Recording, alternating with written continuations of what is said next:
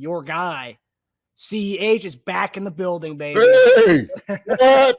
Oh, my goodness. CEH, back in the building, baby. Back in the building. What came as a complete shock because the day he gets re-signed, we bring in J.K. Dobbins for a few hours, apparently. And obviously, I don't know what that was. We use it as a negotiating tactic with CEH. Hey, J.K. Dobbins is in the building. Well, you're going to sign on the dotted line or whatever. I don't know. But a few hours after J.K. Dobbins is in the building, we bring in CEH back to a 1-year deal. Obviously, CEH is one of those divisive topics in Chiefs Kingdom. You got people who are pro CEH, the people who aren't big CEH fans who just wanted him to go find a place elsewhere to be out of Kansas City. But you and I happen to be big CEH guys, and he's back. And honestly, based on what we did the running back review a couple weeks ago, we saw there's not a lot of meat out there as far as the running backs in free agency. CEH knows the system already. And here's one thing that I think, if we don't end up bringing Jerick McKinnon back, what are your thoughts on the fact that we could bring CH back in to be the Jerick McKinnon role and finally utilize the receiving skills that you and I talked about that he was so good at coming out of college and why Mahomes really wanted him was his receiving ability. But we can finally let loose and actually utilize him at the backfield if we don't bring back Jerick McKinnon. Okay. So here's my take all in the running back room. I've seen a lot of people talk about it. This is JD's take on this, okay? Look, I like the signing the CEH back. I really do. I think, Marcus, like you said, if we utilize him the way that we brought him in initially to be, that bodes well for us, okay? Then Pacheco comes in, runs the football hard, give him a break, bring CEH in. I think CEH showed last year that he's still capable of running the football. Now, obviously, we don't run the whole at a pistol outside zone. Maybe let him get something downhill a little bit more, right? Let him do some other things instead of that.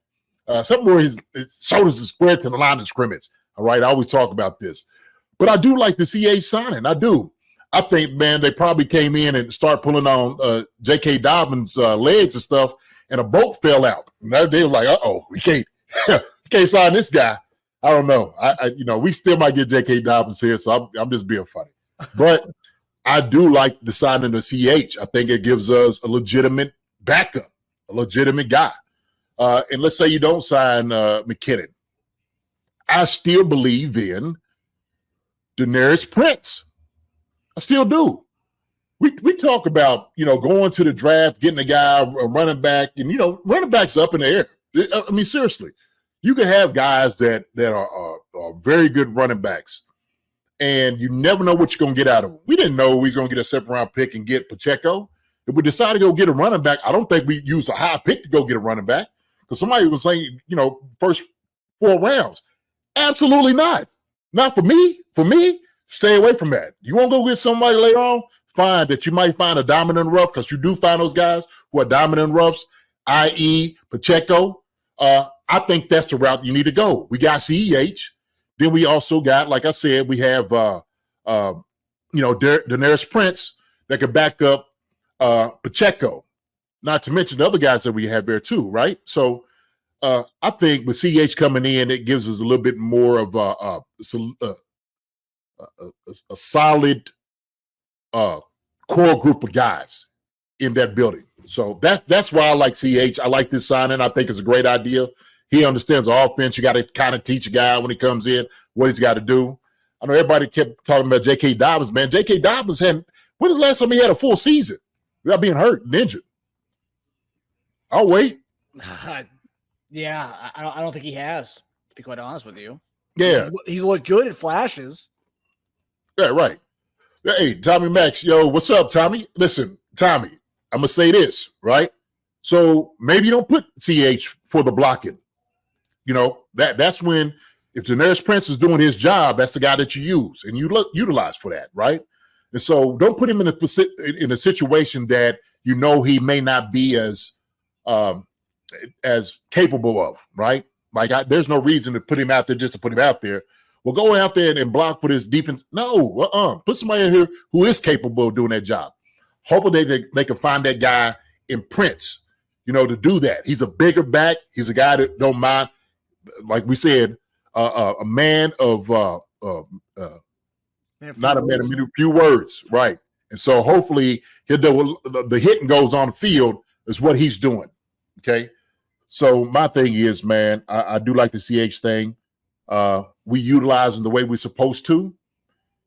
We'll be fine. We'll be fine. So I don't know, John. I'm not going to call out P. Ryan, but there was a couple times where he did get some carries this year, and it looked like as soon as he got that ball, he was just a dive into a 1 yard loss. And I mean, yeah, he didn't get him many touches, but yeah, P. Ryan looked great in that last preseason game. The few touches he did get during the season, and he didn't really do much with it. So quite frankly, like, I'd be okay with them going with CEH, Pacheco, and Prince, actually seeing what we have with Prince, as opposed to LaMichael P. Ryan, who has already gotten his chances with us and other teams. Let's see some of these other guys who haven't gotten a shot yet. If we are going to go that route and keeping CEH and Pacheco and then testing the waters with our third guy. Right. Like we already know what we got in CEH. She said, wasn't Zamet listed as running back? So he's listed as offensive weapon. That's what he is. So he can do it all. And so maybe they can find out that this guy goes and hits people dead in the mouth. Shoot. If it is, then we lucked out. Then we got it.